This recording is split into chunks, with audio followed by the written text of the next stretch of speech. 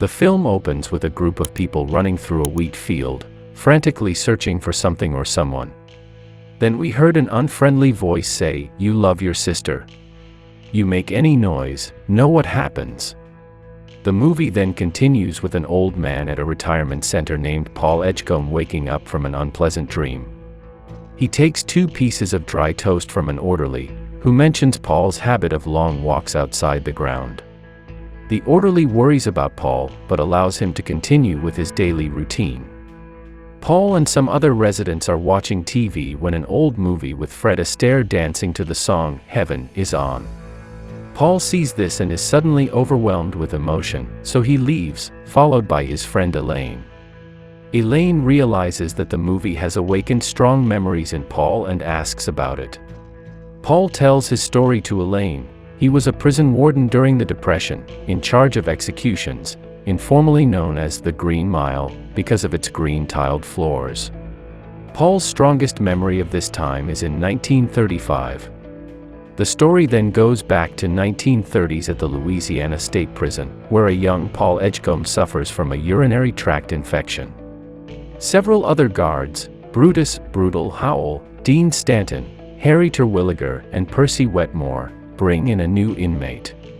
Percy makes quite a spectacle out of the arrival, repeatedly shouting, "Dead men walking," through the complex, to the annoyance of the other guards.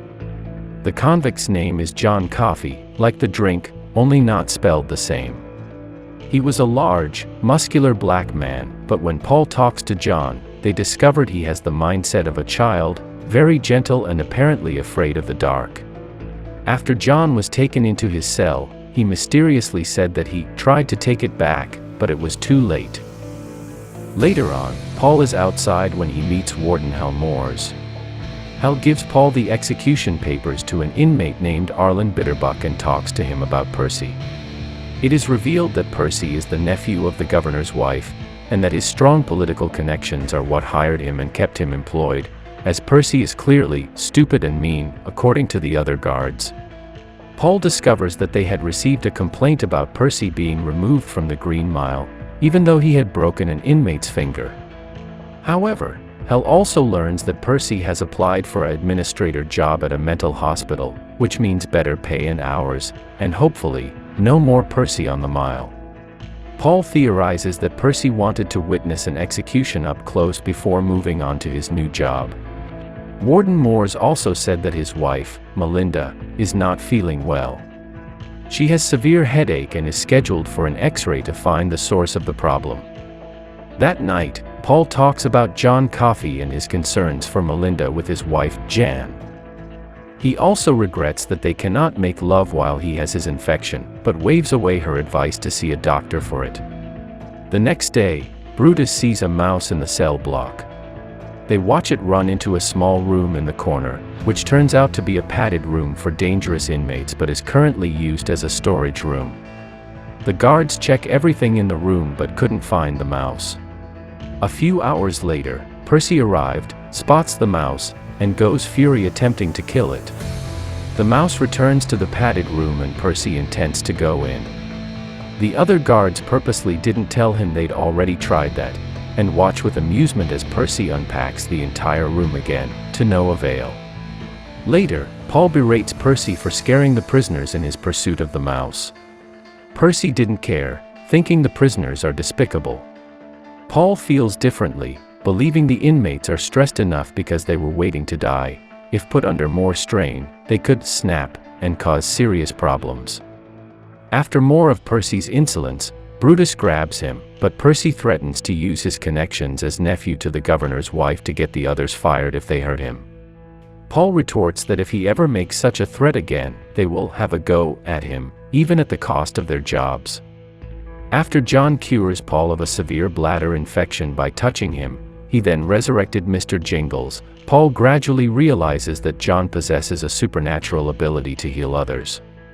Suspecting that John is endowed with the power to perform divine miracles, Paul doubts whether he is indeed guilty of his crimes. In exchange of Percy's resignation from penitentiary and accepting a job at an insane asylum, Percy is allowed to oversee Dell's execution. During the execution, Percy deliberately avoids soaking the sponge used to conduct electricity on Dell's head, resulting in Dell suffering a gruesome and painful death, John being forced to feel Dell's pain as well. Paul and the other officers bind and gag Percy as punishment for his actions and force him to spend the night in the padded cell. While Percy is locked up, they secretly smuggle John out of prison so he could use his powers to treat Warden Moore's wife, Melinda, of a brain tumor, saving her life. After Percy is released from the padded room, the others threaten to report him for his various misconduct if his behavior continues. John uses his powers to release Melinda's disease into Percy's brain, causing Percy to shoot Wild Bill to death. Soon after, John reveals in a vision to Paul that Wild Bill is the real culprit of the crimes for which he has been unjustly convicted, releasing his supernatural energy into Paul in the process. Having suffered mental breakdown, Percy commits to the same insane asylum where he plans to work after resigning from prison. Finally realizing that John is innocent, Paul worries at the thought of executing him and offers to let him go. John tells Paul that the execution will be an act of mercy, as he sees the world as a cruel place and constantly suffers from the suffering people inflict on each other. Mentioning that he had never seen a movie before, John watches Top Hat with the other officers as a final request. When executed later that night, he asks not to wear his hood because he is afraid of the dark. All the officers watch sadly, unable to hold back their tears as Coffee is executed.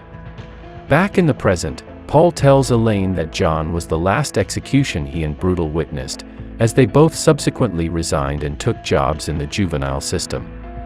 Concluding his story, Paul reveals that Dell's mouse, Mr. Jingles, is still alive, was blessed with a supernatural life through the healing touch of John. He also reveals that he himself is now 108 years old, being 44 at the time of John's execution. While Elaine views Paul's long life as another of John's miracles, Paul speculates that it may be a divine punishment and that he has been condemned to linger on earth and outlive all of his loved ones for killing John. Paul is later shown attending Elaine's funeral, and muses on how much longer he has left to live.